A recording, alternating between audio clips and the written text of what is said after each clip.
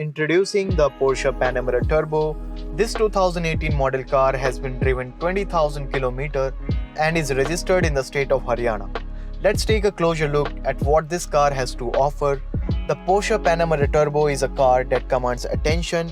Its sharp lines and curves make it stand out on the road, and with a top speed of 315 km per hour and a 0 to 100 km per hour acceleration time of just 3.1 seconds, it's a car that's as fast as it looks. But it's not just about speed and power. The Porsche Panamera Turbo is also incredibly comfortable to drive. Its leather seats provide a level of luxury that's hard to match.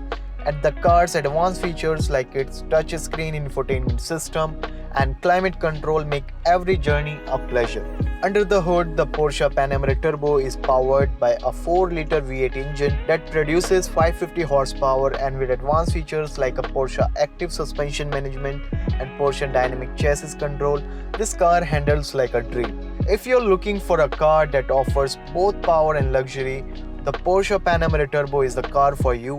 And if you are interested in this car, be sure to visit Car Street, where you can test drive this incredible car for yourself.